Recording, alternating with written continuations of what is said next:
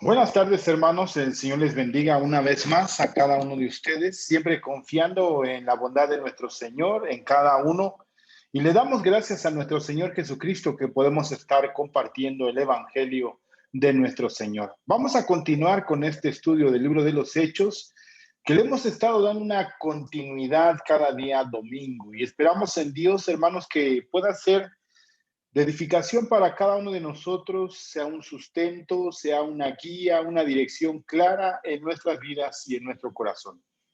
Hoy, hermanos, vamos a retomar lo que hemos estado estudiando de este mensaje que Pablo está compartiendo en Atenas. Vamos tomando, hermanos, una claridad de los recursos que usa el apóstol Pablo para llevar este mensaje de vida, este mensaje de gracia y este mensaje de bendición a cada uno de aquellos que le está escuchando en ese lugar. Si bien es una audiencia uniforme, pero la gran mayoría no creen en Dios, por el contrario, tienen sus deidades y es el argumento que usa Pablo.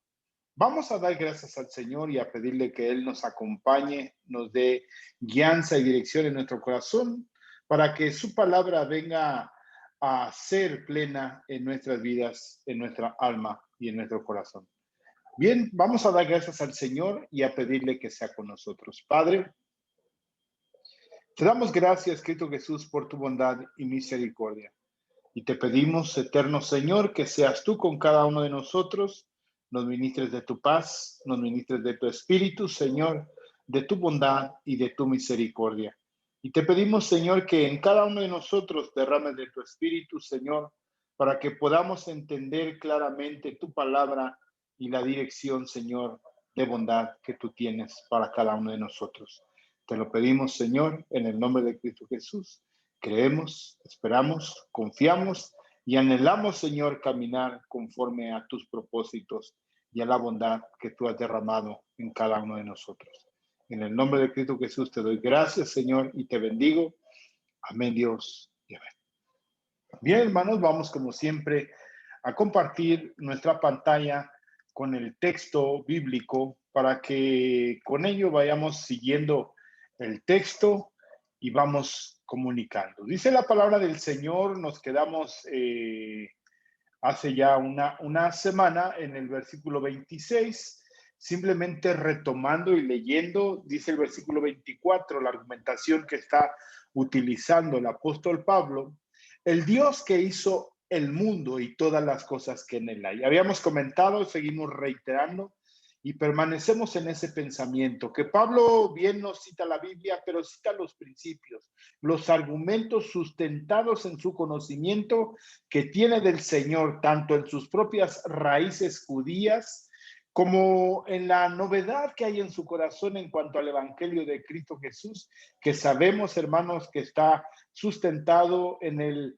anunciamiento que hubo desde el tiempo de los profetas en el Antiguo Testamento, desde el tiempo de Moisés, hablando siempre en el Señor acerca del Cristo que había de venir a salvar al mundo. Y él usa esos argumentos, no cita textos bíblicos, porque como lo hemos estado reiterando, quizás para aquellos hombres incrédulos, pues estaban más en la novedad del conocimiento. Y decíamos que muchas veces quizás te vas a encontrar con ese tipo de audiencia que no conoce al Señor, pero está interesado en conocer, quiere hallar respuestas para su vida. Y creo que cada uno de nosotros tenemos que estar preparados, lo dice en Primera de Pedro, capítulo 3, estar preparados para presentar con toda mansedumbre aquellos que preguntan con argumentos sólidos acerca de lo que hemos creído. Y eso es lo que tenemos que hacer. Dice entonces, vamos a retomar simplemente versículo 24, 25 y 26. Vimos la semana pasada hasta el versículo 27. Es ahí donde vamos a retomar, simplemente leyendo el texto. El Dios que hizo el mundo y todas las cosas que en él hay, siendo el Señor del cielo y de la tierra, no habita en templos hechos por manos humanas, hablándole de un creador que hizo todas las cosas, algo tan pequeño como un templo que puede ser tan inmenso, una obra grande a los ojos humanos, no puede contener la plenitud del Señor. Y ese es el argumento que usa Pablo. Dice que no habitan templos hechos por manos humanas, ni es honrado por manos de hombres, como si necesitase algo, pues Él es quien da vida y aliento a todas las cosas. Él es el que le da vida. Dios no depende de la adoración ni de la entrega de los humanos. Y eso, hermanos, nos hace ver nuestra bajeza, nuestra dependencia de Dios en todo momento. Dice el versículo 26, y de una sangre ha hecho todo el linaje de los hombres. Sabemos que está hablando de Adán y que de ahí vino esa caída que nos lleva a una manifestación de una naturaleza que es necesario que sea redimida por Cristo Jesús, para que habiten sobre la faz de la tierra. Les da el tiempo, les da vida, les da años, les da mente, les da un cuerpo, les da ojos, les da sus 5 sentidos para que puedan habitar la tierra, y les ha prefijado el orden de los tiempos. En qué época van a vivir, las épocas, los tiempos, las eras, los siglos, los ha designado el Señor para cada uno de nosotros y de todas las habitantes de la tierra. En todas las generaciones que han existido, Dios les ha dado el orden de los tiempos y los límites de su habitación. Decíamos la semana pasada y antepasada acerca de los continentes, los países, las divisiones políticas, sociales que pudieran parecer que surgen de las luchas, de las revoluciones, de las conquistas, de los gobiernos, pero vemos que Dios lo ha prefijado, lo ha destinado.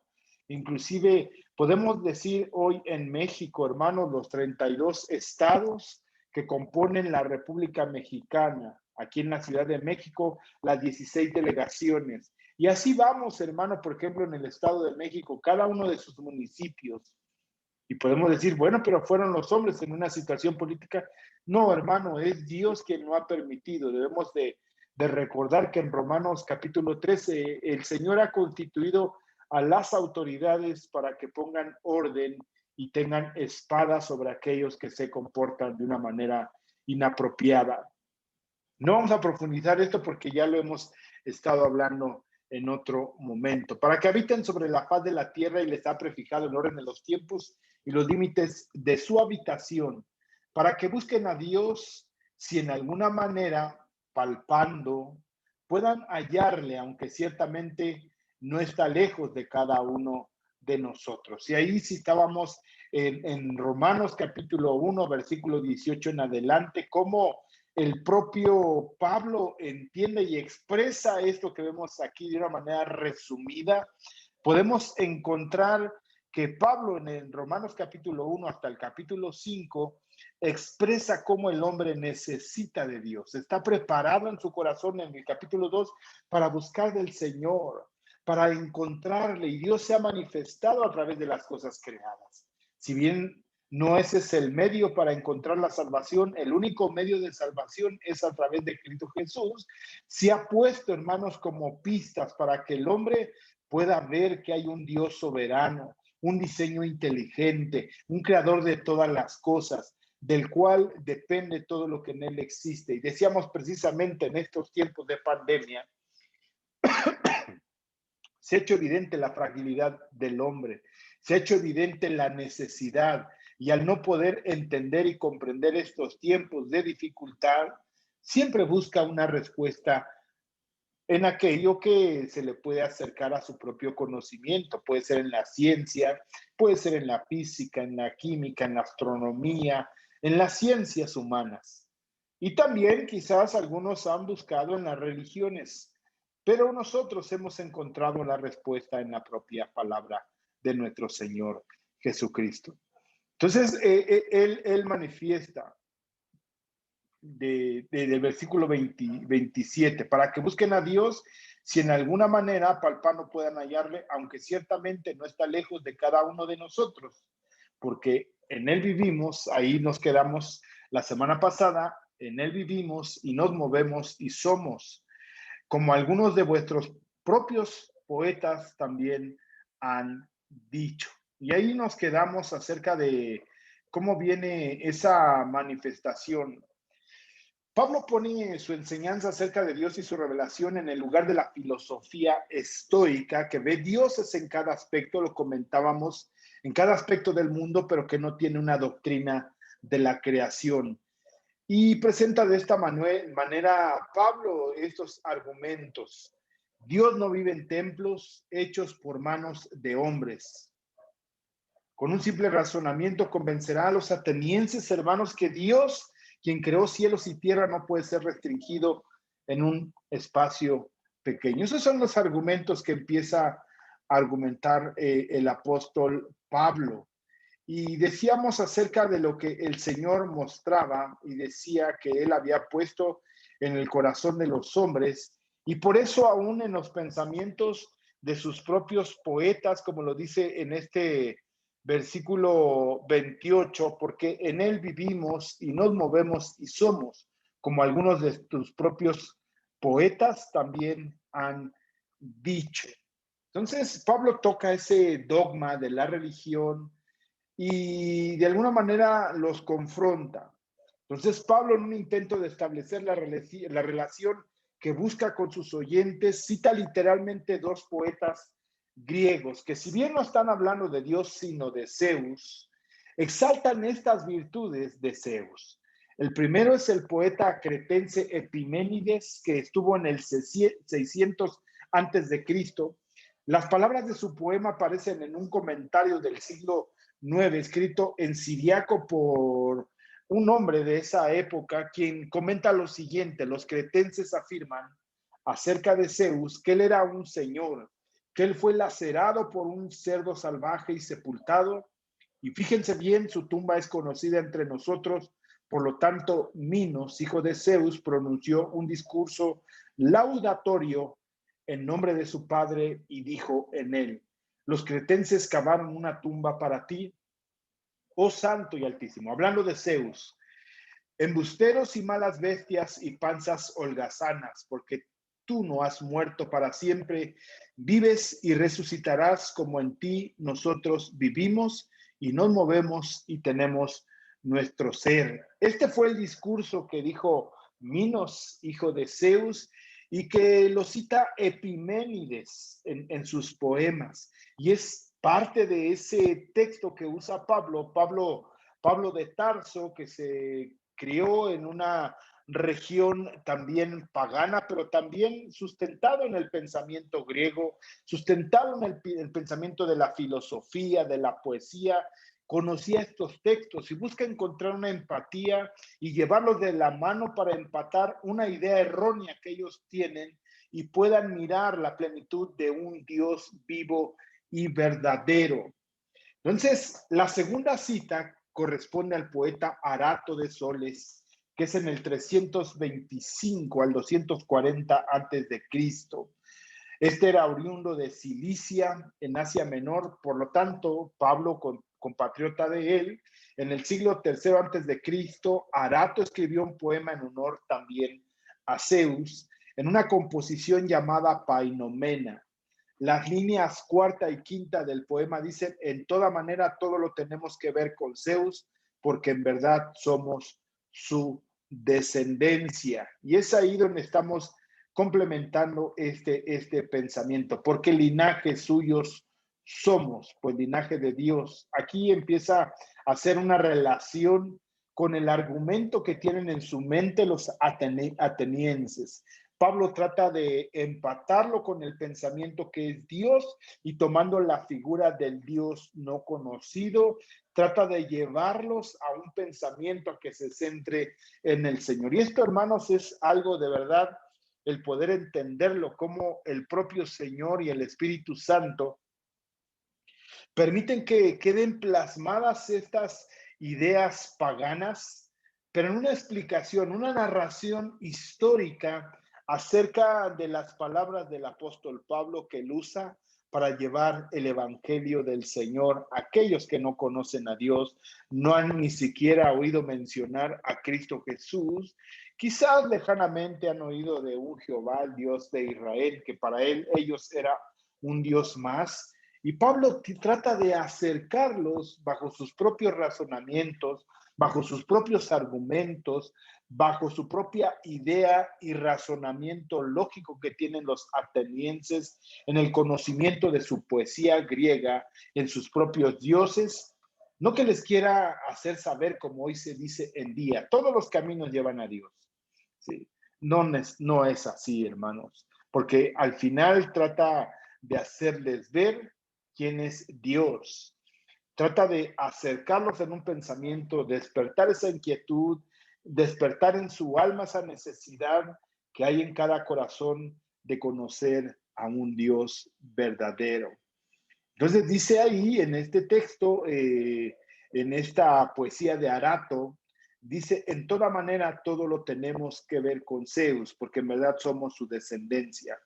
La primera cita entonces presenta un problema menor que se refiere a su fuente. Las palabras del poema Aminos de Creta, Clemente de Alejandría atribuye las líneas a los cretenses, son siempre mentirosos, malas bestias y panzas holgazanas, que está citado en Tito capítulo 1, versículo 12 a Epiménides. Vamos a leerlo ahí en Tito.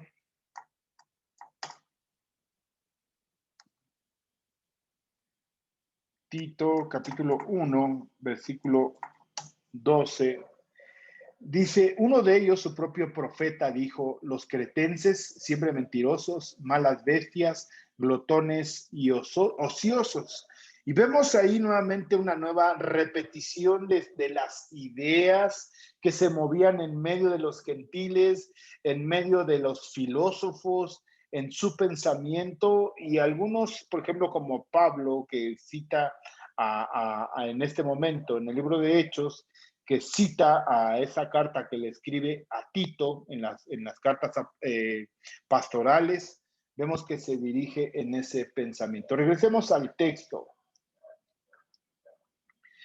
Al citar a estos poetas, Pablo no está insinuando que está de acuerdo con el contexto pagano en el cual surgieron esas citas.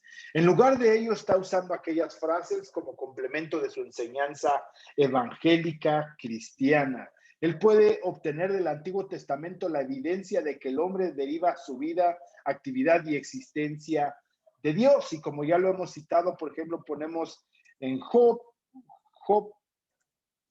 capítulo 12, versículo 10, dice la palabra del Señor, en su mano está el alma de todo viviente y el hálito de todo género humano. En él habitamos, somos, existimos.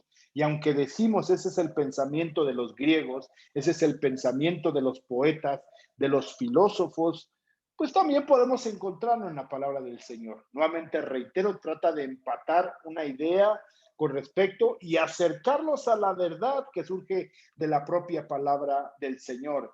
En Daniel capítulo 5, versículo 23, sino que contra el Señor del cielo te has ensoberbecido, e hiciste traer delante de ti los vasos de su casa, y tú y tus grandes, tus mujeres y tus concubinas, bebisteis vino en ellos. Además de esto, diste alabanza a dioses de plata y oro, de bronce, de hierro y de madera, y de piedra, que ni ven ni oyen, ni saben, y al Dios en cuya mano está tu vida, y cuyos son todos tus caminos nunca honraste. Está hablando con alguien pagano, Nabucodonosor, el cual le está haciendo saber, él tiene una idea de sus deidades, de su pensamiento. Y aquí vemos a Daniel que de la misma manera le trae sus argumentos para acercarlo al verdadero entendimiento, a la verdad de la palabra que manifiesta la realidad en cuanto a quién es Dios, de que toda la vida está sustentada en el Señor. Entonces Pablo usa la expresión en él como un término favorito para el creyente que está en Cristo, pero en muchas ocasiones los nombres Cristo y Dios son idénticos.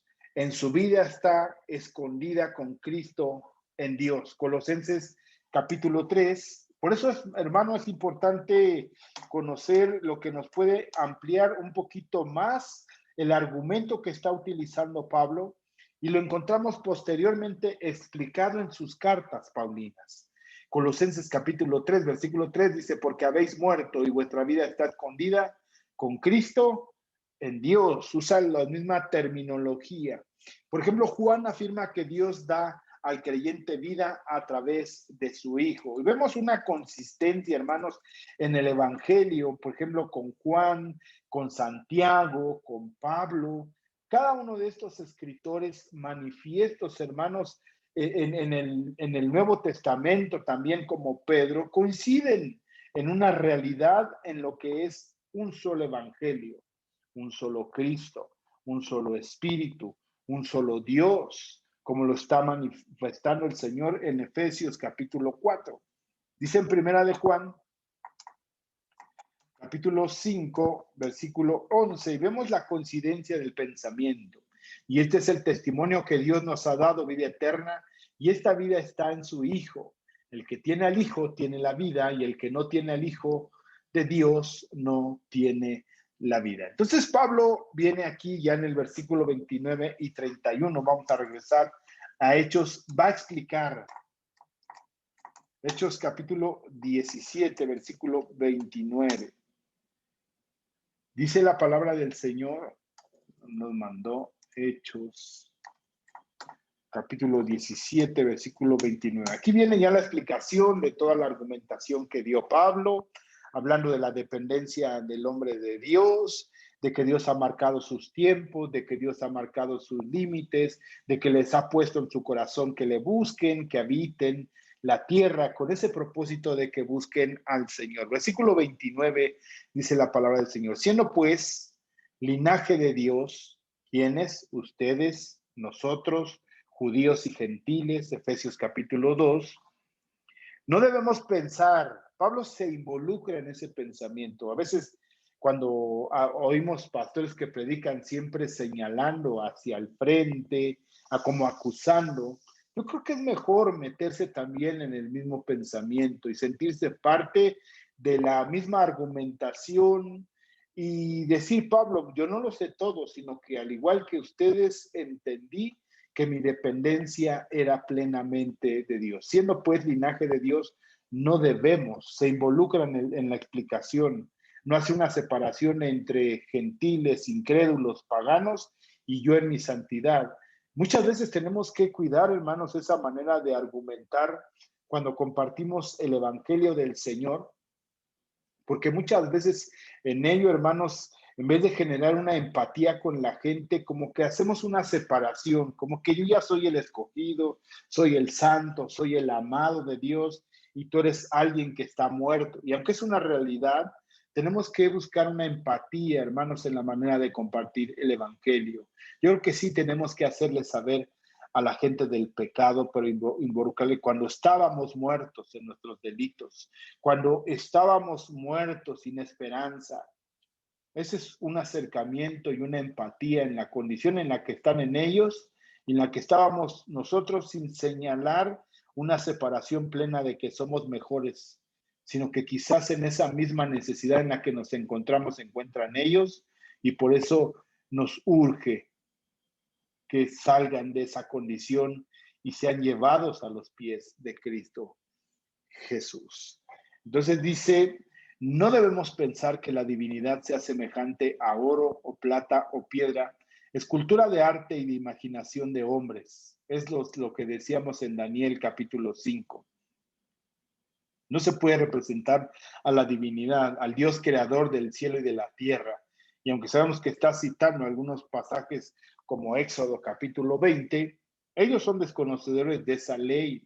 Pero como lo leíamos la semana pasada en Romanos capítulo 2:12, aunque la gente es desconocedora de esa ley, del Señor va a ser juzgado por su pecado y por sus hechos y por sus actos, porque la conciencia que Dios les ha puesto, y como lo narra en Romanos capítulo 1, del 18 en adelante, conocieron a Dios, pero no le adoraron como a Dios y se hicieron esto, esculturas de oro, plata, piedra, dándole elevación de deidad a los animales, bestias, aves. Eso lo está narrando en Romanos. Entonces Pablo dice aquí, en el versículo 29, siendo pues linaje de Dios, no debemos pensar, ¿sí?, No debemos pensar que la divinidad sea semejante a oro, plata o piedra, escultura, de arte y de imaginación de hombres. Pero Dios, habiendo pasado por alto los tiempos de esta ignorancia, ahora manda a todos los hombres en todo lugar que se arrepientan. Aquí empiezan unos términos desconocidos para ellos. Entonces el término aquí que usa Pablo, donde dice, siendo pues, está indicando que él está listo para sacar la conclusión y aplicar su mensaje a la audiencia que le está escuchando. Sobre la base de dos citas de los poetas griegos, él puede afirmar libremente, nosotros somos la descendencia de Dios, porque esto es así. Pablo insiste, debemos mirar a Dios desde una perspectiva divina, mas no humana. Hoy en día, hermanos, la gente se ha encargado, las propias iglesias evangélicas, de humanizar a Dios. Y al hombre, lamentablemente, lo han elevado a un nivel como si lo mereciera todo. Al hombre lo han divinizado como que es merecedor de todo. Por ejemplo, las doctrinas de la prosperidad, del proclamar, que si proclamas, Dios va a hacer, y una serie de circunstancias donde pudiera parecer que nosotros como hombres merecemos todos. Y por ejemplo, a Dios realmente lo han humanizado tanto a través de los cantos. Sabemos que hay antropomorfías que usan la propia palabra para hacernos entender cómo nos ve Dios, cómo tiene sus manos, cómo nos abraza, cómo las nubes son el polvo de sus pies, cómo Él puede inclinar su oído a las oraciones de aquellos. Pero sabemos que Dios está en todo lo, es omnipresente. Es así como que hemos encontrado en la palabra que Dios inclina su oído, que Dios puede vernos y enseguida lo relacionamos con alguna idea humana. Eso es un antropomorfismo, ojos, oídos, boca. Sí. Dice en el texto, ¿verdad? Hay deidades o esculturas que tienen ojos pero no ven, oídos pero no oyen, boca pero no hablan, manos pero no actúan. Y eso lo hemos encontrado en la palabra del Señor, pero sabemos que Dios, en la expresión de muchos salmos, en los proverbios, en los profetas mayores y menores, siempre hace una referencia a que tiene ojos, tiene oídos, tiene boca, tiene manos, tiene un corazón. Por ejemplo, hay cantos de la niña de tus ojos, como si Dios tuviera ojos a la manera de nosotros. Y son expresiones, hermanos, buenas, pero lamentablemente esto limita nuestro pensamiento en el conocer quién es Dios. A veces estamos humanizando a la deidad, a nuestro Señor, y aunque Dios tiene de alguna manera atributos comunicables como su amor, como su gracia, como su bondad, nos cuesta trabajo el referirnos a aquellos atributos incomunicables como es su soberanía, como es su omnipresencia, su omnisciencia, que es difícil de entender para nosotros. Dios es el mismo ayer, hoy y siempre. Dios es eterno. Nos cuesta trabajo entender la eternidad del Señor porque estamos limitados en nuestro propio pensamiento, en nuestra propia comprensión. Entonces, lamentablemente muchas veces hemos querido humanizar al Señor. Por ejemplo, la expresión de que Dios es un caballero, ¿no? Dios no es un caballero, Dios es soberano y Él actúa, hermanos. Muchas veces decimos, no, es que le pedimos al Señor que entre en nuestro corazón, o el Señor nos pide permiso. No, hermanos, Él es soberano, Él nos escogió desde antes de la fundación del mundo y ha acomodado todo conforme a sus propósitos para que encontremos al Señor. Ahora nosotros no sabemos quiénes son salvos, entonces nuestra responsabilidad en ese mandato que el Señor nos dio en Mateo capítulo 28, del 18 al 20, y predicar el Evangelio a toda criatura, bautizándolos en el nombre del Padre, del Hijo y del Espíritu Santo y enseñándoles a temer al Señor. Entonces, hermanos, es una ordenanza que Dios nos ha dado, pero nosotros no sabemos a quiénes escogió. Nuestra labor es ir y predicar el Evangelio en el cumplimiento de la misión que el Señor nos ha dado. Entonces, hermanos, Pablo insiste en que debemos mirar a Dios de una perspectiva divina y no humana, porque humanamente nosotros limitamos a Dios. hemos estado diciendo, hermanos, ¿cómo vamos a orar? Y tenemos que tener una idea adecuada de la oración, porque hay gente que dice, bueno, pues si Dios lo sabe todo, pues ¿para qué oro, no? ¿Para qué le pido a Dios si Él ya sabe mi necesidad? No, hermano, yo creo que es bueno, porque el Señor implementó la oración cuando sus discípulos se acercaron en Mateo capítulo 6 y le dijeron, Señor, enséñanos a orar. Y Él les dijo, cuando oren, oren así, de esta manera. Está implementada, está establecida como un medio de comunicarnos con el Señor, de expresarle alabanza, de glorificarle, de hacerle saber nuestra propia debilidad, de hacerle y hacerle manifiesto nuestra propia necesidad, aunque Dios ya la conoce. No limitemos a nuestro Dios, hermanos, no porque con nuestra idea limitemos al Señor ni dejemos de operar, sino que hagámonos conscientes del poder que el Señor tiene, de su omnipresencia, de su omnisciencia, de su autoridad, de su soberanía, de su santidad. Y en ello, hermanos, verdaderamente podamos comprenderlo. Por eso es que el pensamiento griego y ateniense, aunque fuera el esplendor de ese tiempo o 200 años anteriores, era el esplendor de la humanidad, con este Alejandro el Grande o Alejandro Magno, pues vemos que está limitado ante el propio pensamiento del Señor. Y eso es lo que quiere enseñarles a estos hombres atenienses. Pablo entonces está diciendo que no deberíamos imaginarnos a Dios con forma de hombre y así adorarlo, haciendo de él imágenes de oro, plata o piedra. Dios es espíritu, como lo dice Evangelio según San Juan, capítulo 4, versículo 24. Dios es espíritu y los que le adoran en espíritu y en verdad es necesario que le adoren. Regresando entonces a este texto. Dios es el creador del hombre y por lo tanto es infinitamente más grande que el hombre que es criatura suya. Dios no puede, hermanos, ser comparado con los artículos preciosos que él mismo ha hecho. Oro, plata, piedras preciosas. En un sentido, el hombre se alza entre Dios y la materia. Cuando el hombre, confiando en sus habilidades y pensamientos, intenta construir una imagen de metal o piedra y adorarla, él mismo está llegando a ser odioso ante Dios. Dios no se acerca porque Dios prohíbe la idolatría. El hombre transgrede los mandamientos divinos cuando se hace imágenes y las adora. Y fue el problema, hermanos, en el tiempo de los jueces.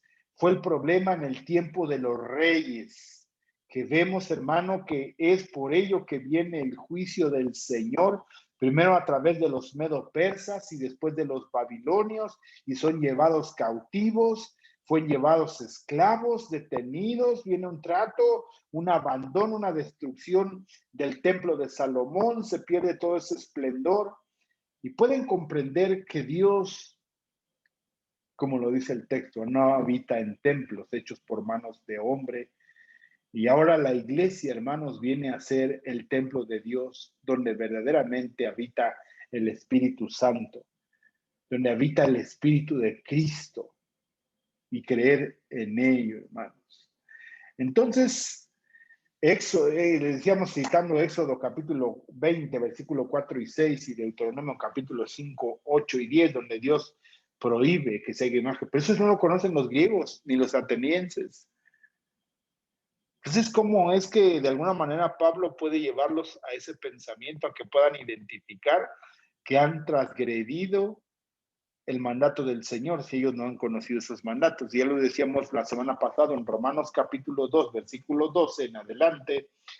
Pablo cita, y en Romanos capítulo 5 dice que aunque no había ley antes de Moisés, había pecado, y como había pecado, había muerte.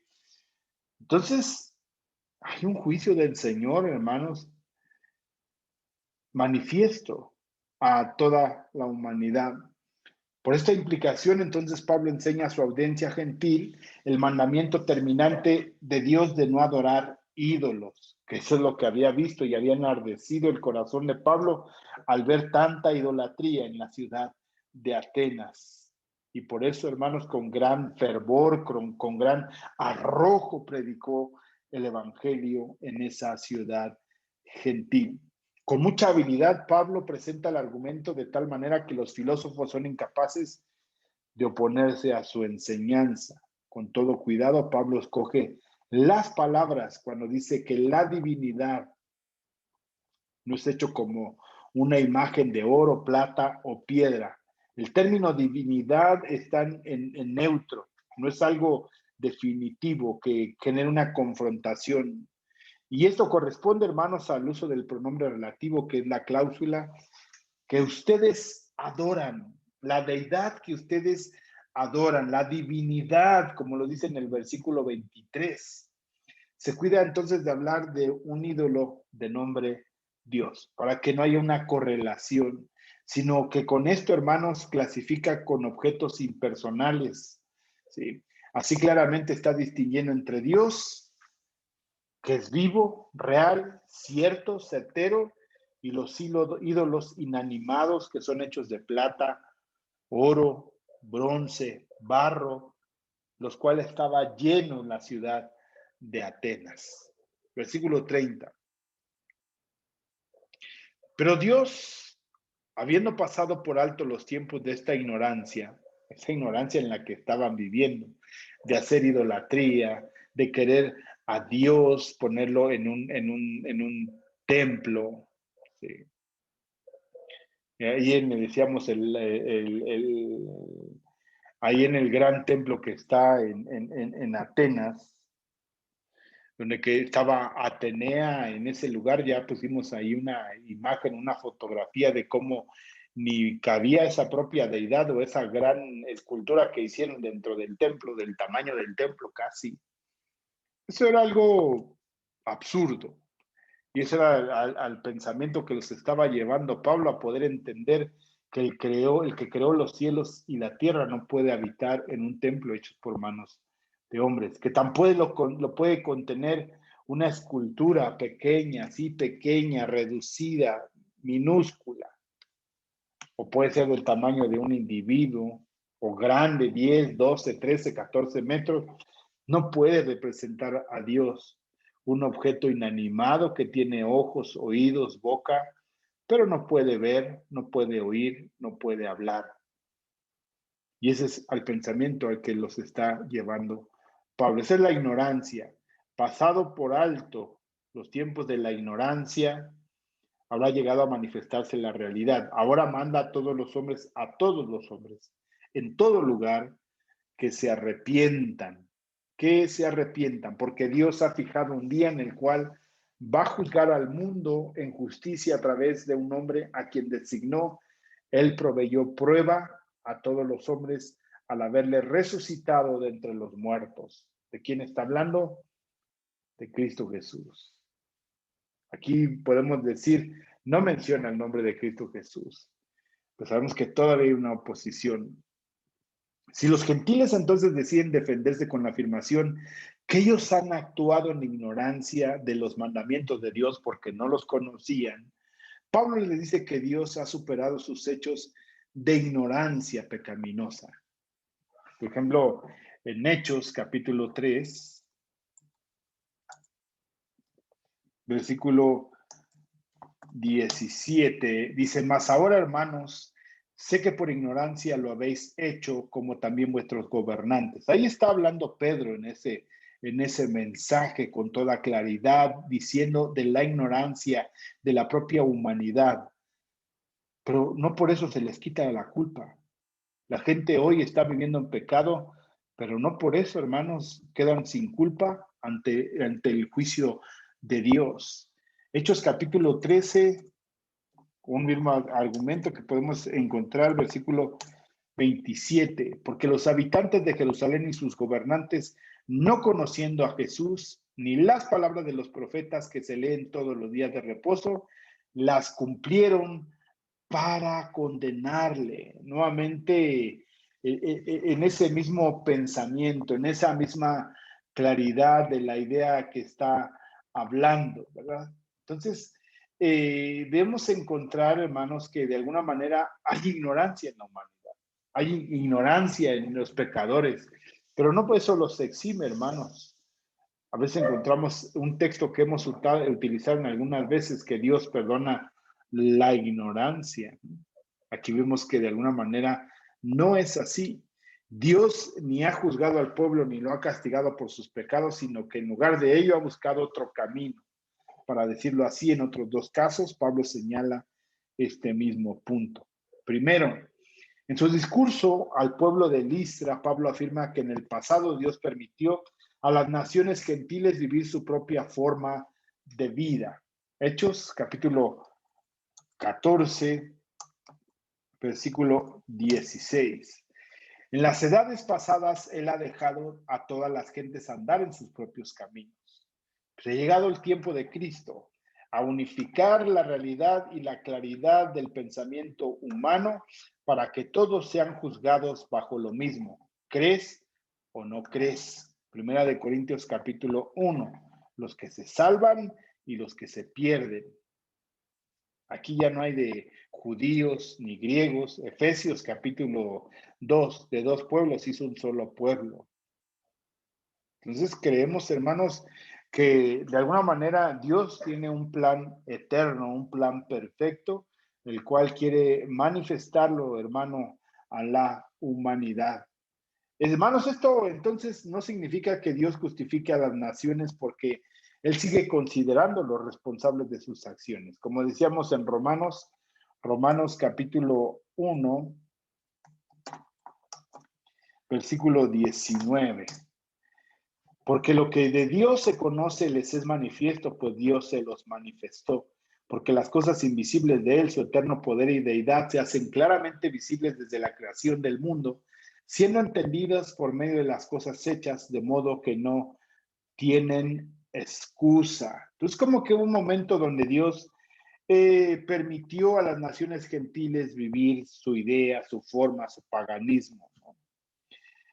Cuando los gentiles oyen la proclamación del Evangelio, el tiempo de su ignorancia ha llegado a su fin, con la manifestación del plan divino a través de Cristo Jesús, porque ya había una respuesta, ya había un sacrificio, ya había un pago de pecados, ya había un sacrificio que sustituía a nosotros, ya había algo salvífico para nosotros. Si ellos escuchan entonces las buenas nuevas y no se arrepienten, pierden la oferta de Dios para la salvación y consecuentemente el castigo eterno. Segundo pensamiento. En Romanos capítulo 3, versículo 25, dice la palabra del Señor, a quien Dios puso como propiciación por medio de la fe en su sangre. ¿De quién? De Cristo Jesús, para manifestar su justicia a causa de haber pasado por alto en su paciencia los pecados pasados. Pablo escribe que Dios toleró los pecados de la gente cometidos en tiempos pasados y así los perdonó. Ahora Cristo ha derramado su sangre por los pecados de su pueblo. Dios está listo para perdonar los pecados del pasado de la misma forma que olvida los pecados de todos aquellos que arrepentidos vienen a Él ahora. Pablo dice a los filósofos atenienses que Dios es en el presente, manda a todos los hombres en todas partes que se arrepientan, que sean llevados a los pies de Cristo, que reconozcan su necesidad de una salvación, que reconozcan su condición caída, su naturaleza pecadora, su naturaleza corrompida, y en ello puedan ver que necesitan a Dios. Es el arrepentimiento, hermanos. Este es el mandamiento divino que nadie puede correr el riesgo de pasar por alto.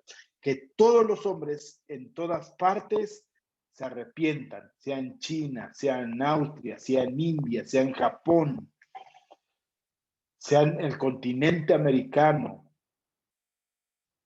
No importa, que todos los hombres se arrepientan.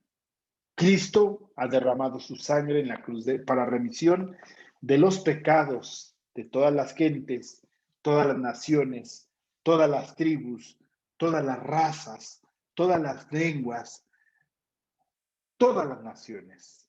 Se les dice que se arrepientan, crean y dejen de vivir en ignorancia y pecando tan pronto como oigan la proclamación del Evangelio de Jesucristo. Entonces, esta es la argumentación de Pablo. Pablo toca ahora el corazón del asunto, porque Dios ha fijado un día en el cual va a juzgar al mundo en justicia a través de un hombre a quien designó. ¿Quién es? Cristo Jesús. No menciona, hermanos, el nombre de Jesucristo, sino que continúa hablando de los actos de Dios, que sabemos que Cristo es Dios. Dice que Dios ha designado un cierto día como el día de juicio. Esta referencia de Pablo al juicio divino es una advertencia a la gente para que se arrepienta y así pueda evitar el día de la condenación, de la muerte y la destrucción. El mensaje de juicio divino hace que la gente confiese sus pecados y crea en Cristo, como en Hechos, capítulo 10, versículo 42. Y nos mandó que predicásemos al pueblo y testificásemos que Él es el que Dios ha puesto por juez de vivos y muertos. De este dan testimonio todos los profetas, que todos los que en Él creyeren reciban el perdón de pecados por su nombre. O también, hermanos, la otra situación, que endurezcan sus corazones y se alejen de Dios. Hechos, capítulo 24, versículo 25 y 26. Y este pensamiento lo tiene claro Juan, lo tiene claro Pedro, ¿verdad? Lo tiene claro Pablo, lo tiene claro el Señor Jesucristo.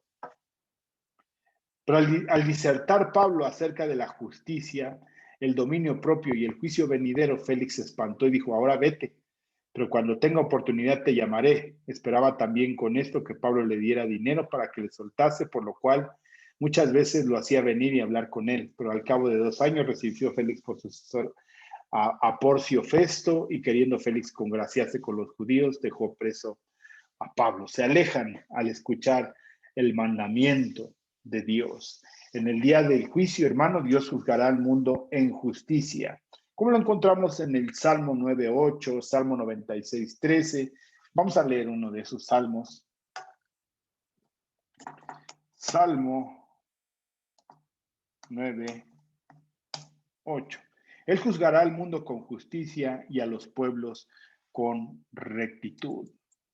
Salmo 96, a los pueblos, a las naciones. Salmo 96, versículo 13. Delante de Jehová que vino, porque vino a juzgar la tierra. Juzgará al mundo con justicia, no solamente a los judíos, a todo el mundo, y a los pueblos con su verdad. ¿Quién es la verdad? Cristo, Cristo Jesús. La palabra del Señor, Juan capítulo 17, versículo 17. La palabra de Dios es verdad. Santifícalos en tu verdad. Tu palabra es verdad. Pablo enseña que Dios es tanto el creador del hombre como su juez final, aunque indirectamente está refiriéndose a Jesucristo como un hombre a quien Dios ha designado. Da a entender que este hombre es el segundo Adán, de cuales descienden todos los hombres. Por un hombre, el primer Adán, Dios hizo a toda la raza humana. Versículo 26. Y en la presencia de otro hombre, el segundo Adán, como lo explica claramente en Romanos capítulo 5, toda la humanidad será juzgada. Versículo 31 de Hechos capítulo 17. Jesús mismo enseña que Dios la ha dado al Hijo del Hombre la autoridad para juzgar al mundo. Juan capítulo 5, versículo 22 y 27, porque el Padre a nadie juzga, sino que todo el juicio dio al Hijo. Versículo 27, y también le dio autoridad de hacer juicio, por cuanto el Hijo es el Hijo del Hombre. Y en Romanos capítulo 5 explica que por un hombre vino la caída, el juicio y el pecado, y por otro viene la gracia, la salvación y la misericordia, que es a través de Cristo Jesús. Los atenienses entonces podrían preguntar si este hombre, cuyo nombre aún no se da, posee autoridad divina para juzgar al mundo. ¿Qué pruebas puede exhibir este hombre para respaldar la afirmación de que tiene el poder de juzgar? Pablo declara enfáticamente que Dios mismo provee esa prueba, porque Él ha levantado a este hombre de la muerte. Hechos, el mismo argumento que está utilizando Pablo, 17, versículo Hechos.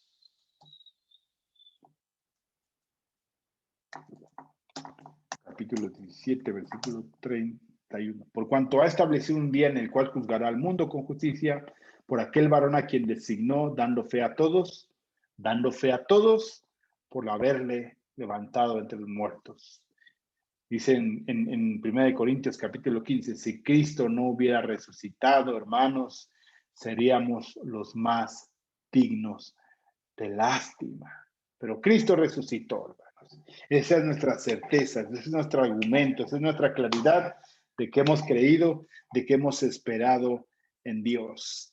Sin duda que los griegos, hermanos, tenían dificultad para entender cómo la resurrección de un hombre podría ser una prueba de que Dios lo ha designado para que juzgue al mundo. Ellos enseñan la inmortalidad del alma y la destrucción del cuerpo, pero no tenían nada como la doctrina de la resurrección. Para finalizar, dice, según el estilo apostólico, donde quiera que Pablo predica las buenas nuevas, enseñan la resurrección de Jesucristo. Para los apóstoles esta doctrina es básica, incluso está en el primer credo apostólico. Esta doctrina es básica, hermanos, a la fe cristiana y debería ser proclamada tanto a los judíos como a los gentiles. Por lo tanto, Pablo introduce esta doctrina fundamental sin excusa alguna y demuestra que esta es la prueba de Dios para designar a un hombre, Cristo Jesús, como supremo juez. Y podemos encontrar esta manifestación. Por eso decimos, hermanos, necesario atender las cartas paulinas y nos da un entendimiento más cómo están bien fundamentados estos argumentos, estas ideas, estos pensamientos, porque ellos mismos cuentan de nosotros la manera en que nos recibisteis y cómo os convertisteis de los ídolos a Dios. Los tesalonicenses hablamos de la ciudad anterior de la que venía Pablo.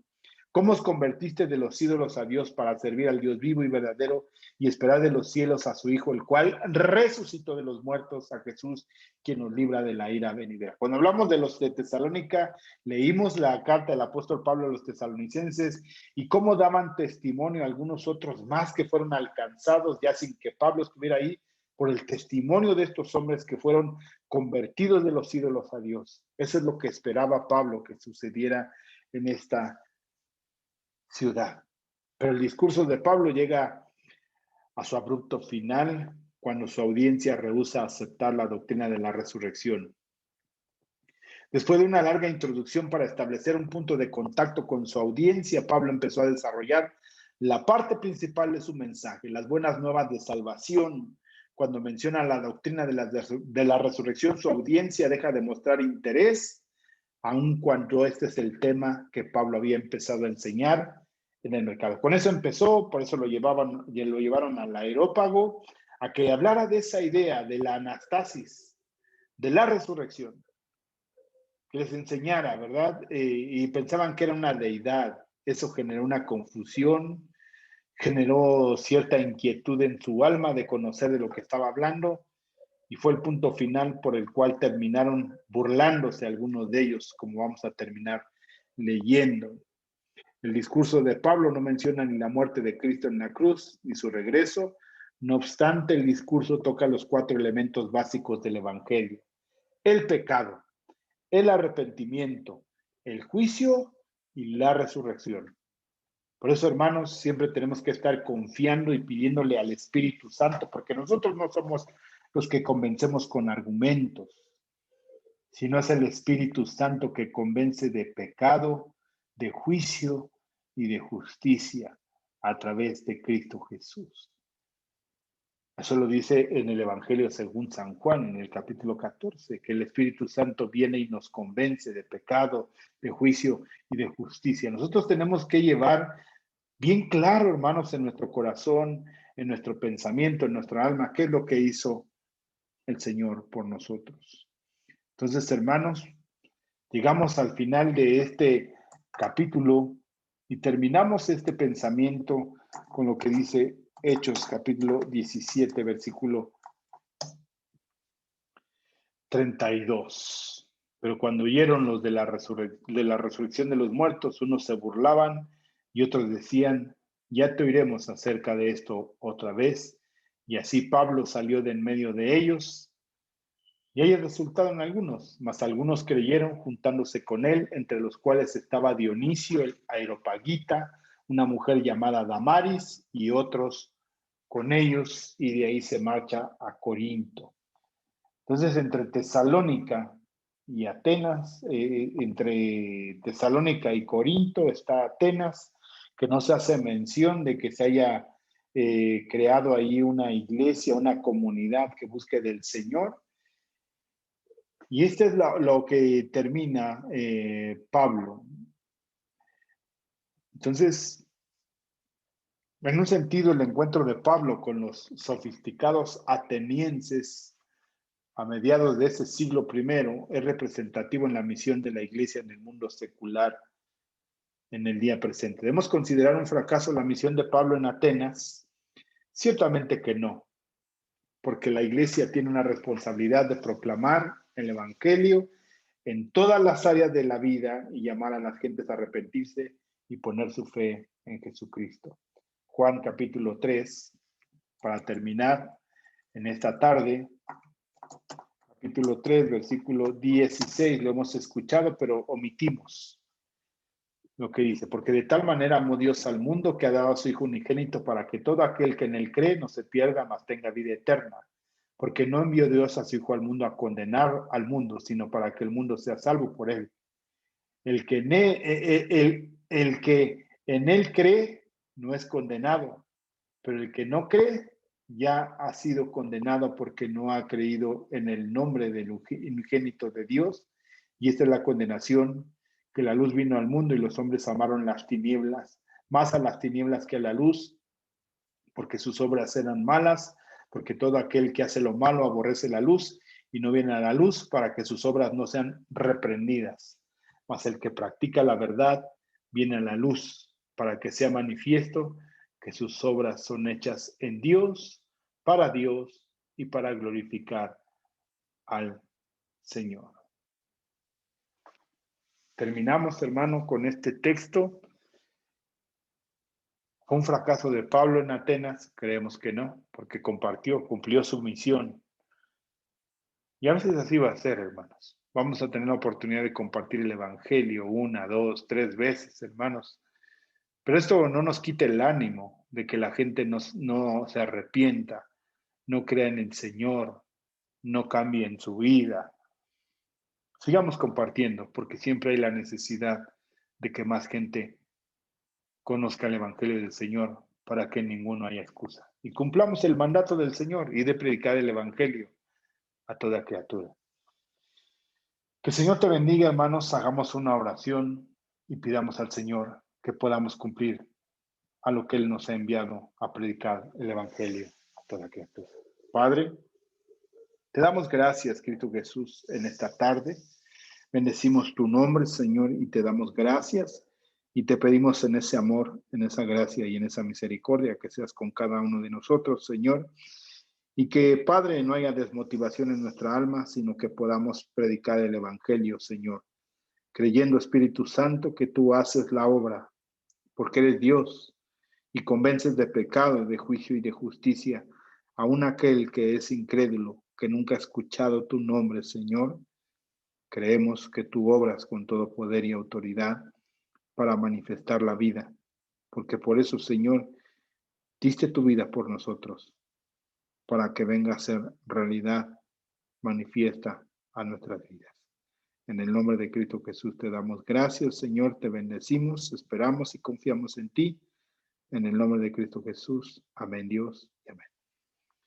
Dios les bendiga, hermanos. Estamos despedidos. Nos reunimos el próximo martes en el culto de oración.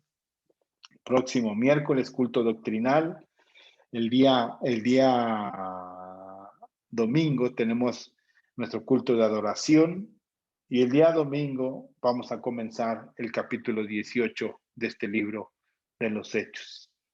Dios te bendiga. Espero que sea de edificación para tu vida, sea de bendición, hermanos, y te lleve en esa inquietud en tu corazón de conocer más del Señor.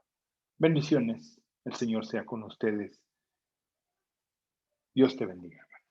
El Señor les bendiga a todos.